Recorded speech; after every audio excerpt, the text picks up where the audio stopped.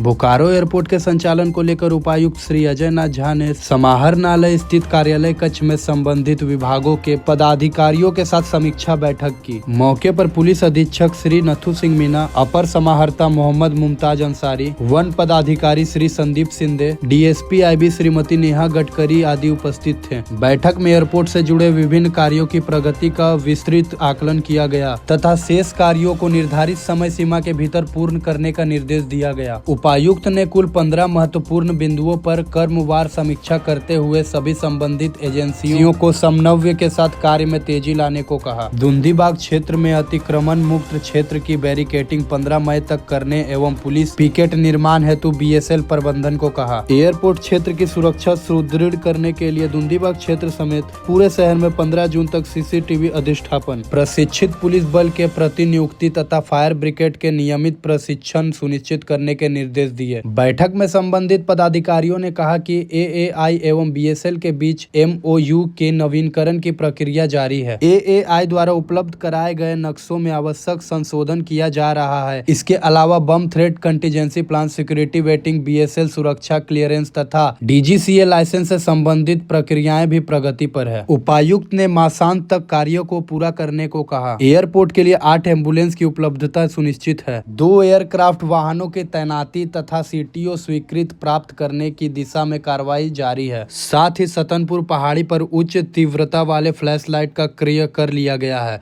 उसका अधिष्ठापन 7 मई तक करने को कहा। बैठक में बीएसएल प्रबंधन द्वारा बताया गया कि एयरपोर्ट परिसर में झाड़ियों की सफाई कराई जा रही है। उपायुक्त ने रनवे से 75 किलोमीटर तक जंगल झाड़ियों का ग्रेडिंग करने का निर्देश दिया। उपायुक्त ने कहा, बोकारो एयरपोर्ट का संचालन जिले की प्राथमिकता है, अतः सभी विभाग निर्धारित समय सीमा का अनुपालन सुनिश्चित करते हुए कार्यों को शीघ्र पूर्ण करें। बैठक में बीएसएल के प्रतिनिधि श्री एके तिवारी, एएआई रांची के उप महाप्रबंधक Shri Manoj Kumar, civil surgeon doctor AB Prasad, मुख्यालय DSP Shri Animesh Gupta, DLAO Shri Dwarika Baitha, DPRO Shri Ravi Kumar, APRO Shri Avinash Kumar Singh सहित अन्य संबंधित पदाधिकारी उपस्थित थे। बोकारो में एयरपोर्ट बनने की जो प्रक्रिया है वो लंबे समय से चल रही थी। हमने भी इसमें पहल की और लगातार आपने देखा होगा कि प्रत्येक माह इसकी समीक्षा होती थी, इसके प्रगति की समीक्षा होती थी और समीक्षा अभी भी हो रही है। बाकी जन भावना अपनी तरफ है, जन भावना है, लोगों की आवश्यकता है, इससे कोई डिनाई नहीं कर सकता है।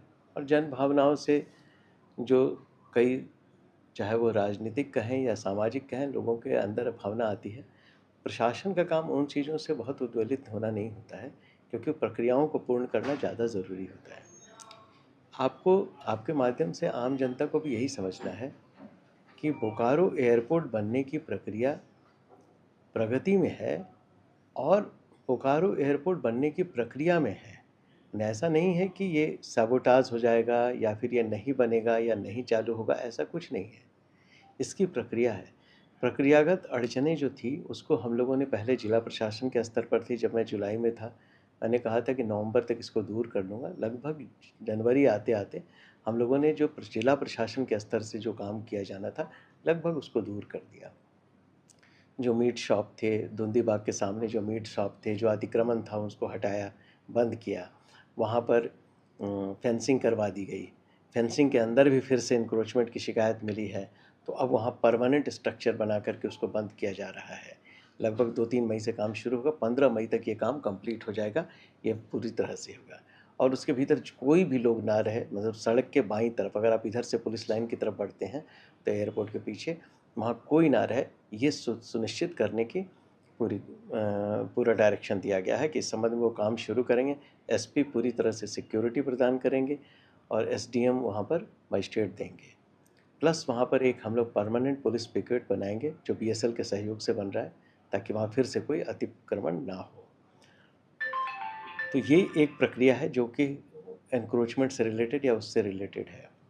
इसमें कुछ काम है जो जिला प्रशासन के स्तर से किया जाना था, वो हम लोगों ने कर दिया है। और लाइट्स वगैरह लगाने का है, लाइट्स परचेज कर लिया है। जो ऊपर एक रेड लाइट सतनपुर पहाड़ी पर लगना है वो तैयार है।